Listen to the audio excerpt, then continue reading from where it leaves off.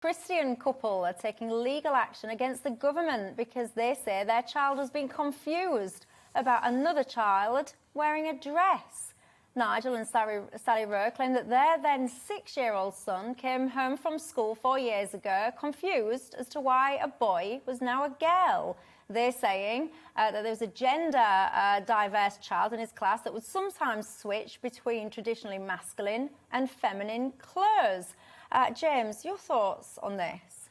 Well, I'm a leftist and an atheist, but I completely support, in principle, what the parents are doing. You know, it's quite ridiculous to subject children to this amount of confusion at the age of 6 or whatever. The only thing I disagree with them about is taking it to the courts. Now, I wouldn't do that. I think they've made a great media splash, but I'm not sure that further litigation in a country largely run by lawyers is the way forward, any more than it is in the NHS. But I think they're quite right to object.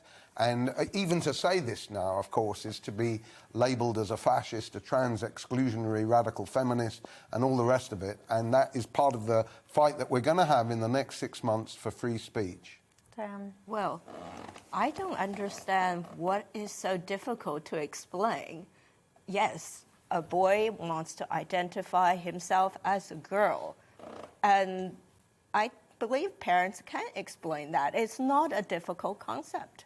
And of course, they have the right not to accept that definition. But the fight is not between you, the child, and with the government. It's if the school district, the school itself has the policy. I do not see the problem with the policy. And I do not understand why that would be confusing. That can be explained. It is a concept that can be explained. I think perhaps the parents are underestimating the intelligence of their boy. And have they tried? It is not looking a little bit perplexed there, James. I'm not perplexed, I'm angry. Because, you know, a 6-year-old has to understand and identify with somebody who is transgender in their class.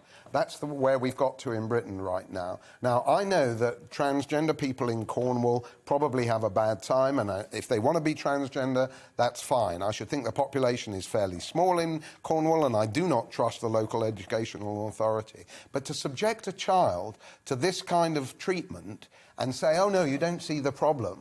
You know, have you never been 6? You've never been 6 years old. Well, what would you have made of it in your... children. Yeah, but what would you have made of it in China? And you can explain things. Oh, in China, there had been much more cruel treatments of fellow human beings that we had to endure.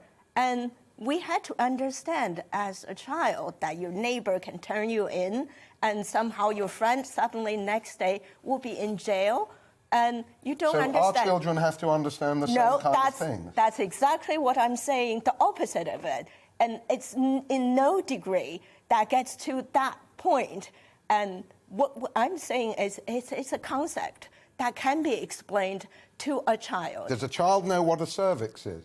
Does a child know what sexual intercourse is? I do not believe the child, a 6-year-old, needs to know that element to understand this point. Would the 6-year-old know how he came about? Would he absolutely need to know how he was conceived and born? No, he doesn't need to know that. No. In your Therefore, view, why does he need to know cervix? Why does he need to know? Yeah, but in your view, it's the parent's job to explain to a 6-year-old that actually little boys can be little girls one day and little boys the next. And you think that a 6-year-old will apprehend that and understand it and go forward in life with, you know, a perfectly balanced and nuanced view of sexuality. I am not saying that, but I'm saying that can perfectly be explained to a 6-year-old. A 6-year-old would understand that some days this boy would like to be girl, and that's his choice. He can understand. It's a concept that can be explained. Is everything a child's choice? Right? I'm a grandfather. I'm not saying it's the child's choice. Well, then, whose choice is it then? In this point, the local authority. Okay, I would prefer that this can be left after someone's 18. Okay, for a 6-year-old to even think of identifying as a girl who was born a boy seemed to be premature. And perhaps the parents should have a word there as well. But in terms of if someone's made that choice and comes into school, the school has the policy. And well, the school should change the policy. It's not my job as a grandfather or a parent to explain to a 6-year-old that, OK, it's cool. You know, tomorrow this child may dress up as an alien or a reptile or something like that. That isn't really fair, either on the trans community or on the child or on the parents. The people who are responsible for this are the educators. Let me say to you, and you will know this, Karl Marx once said, the educators must be educated. And that could not be more appropriate to our Cornish authorities, their bureaucracy, and their pandering to the latest fad in educational theory.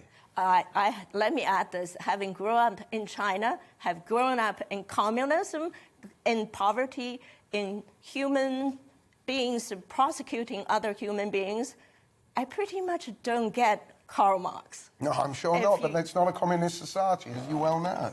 Well, not now, but no, used it's to be. never been a communist society. Absolutely, it's always has been an been. entirely bureaucratic, reactionary form of Han nationalism to oppress people, to exploit them. It's called the Communist yeah, Party. it's called that, but do you judge a book by its cover? And in this case, the book is the cover.